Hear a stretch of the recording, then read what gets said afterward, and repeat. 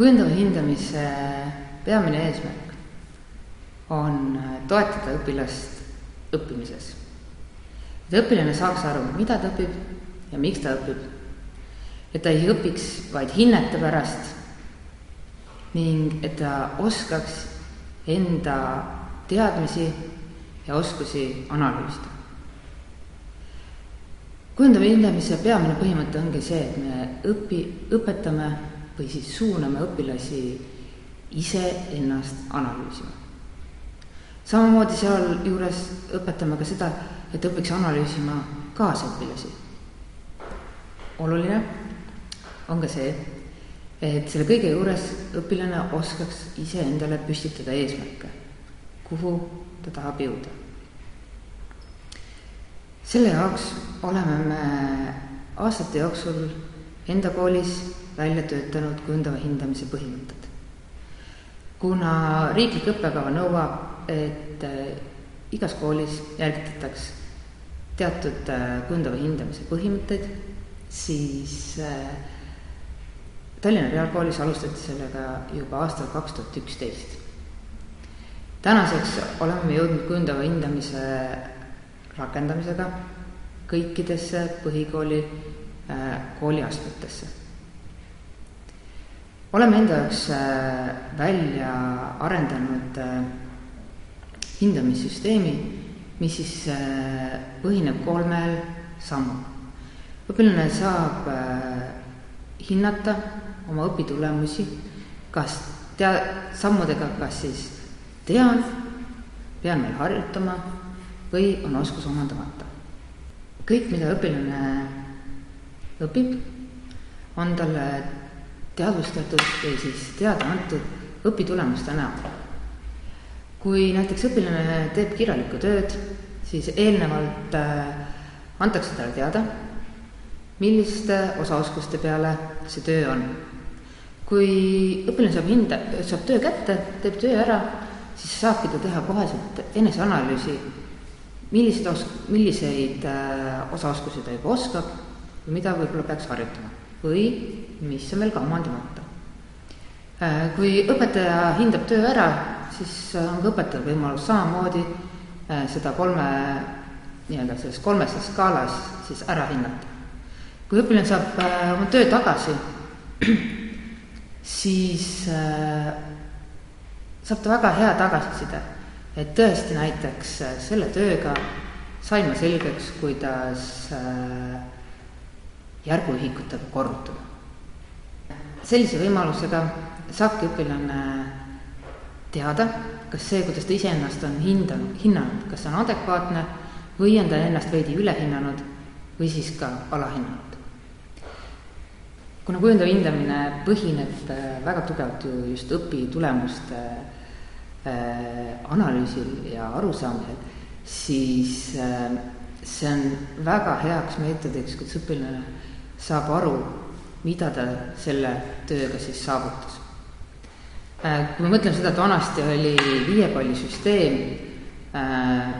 said oma töö kätte, sul oli seal näiteks hinne 3, seal oli ohtralt kuskil kriips alla tõmmatud, siis see ei andnud sulle eriti tagasiside, et mis mul nüüd siis sellest osast oli selge, mis oli see, mis jäi puudu. Kuna kujundava hindamise puhul me just annamegi seal tagasiside õpitulemuse kohta, siis on hea ülevaade ka lapsevanemale, et mida on laps selgeks saanud ja mida ta ei ole selgeks saanud.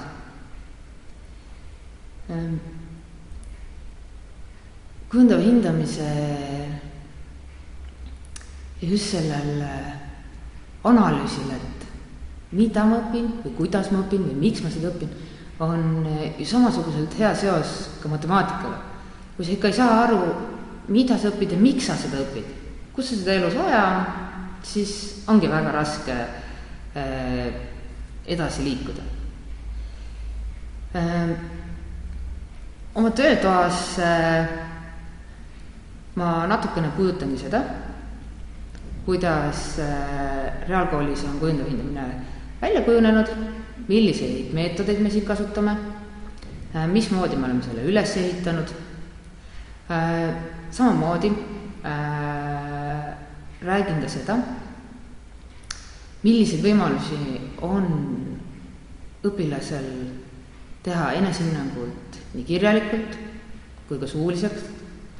Samamoodi toon välja ka väga erinevaid näiteid, kuidas õpetaja saab anda hinnangut nii kirjalikult kui suuliseks. Nendeks on väga mitmeid mooduseid. Kui me mõtleme seda, et õpetajate peamine mure selle kujundava hindamise juurde tulemisel on see, et kujundav hindamine võtab tohutult palju aega.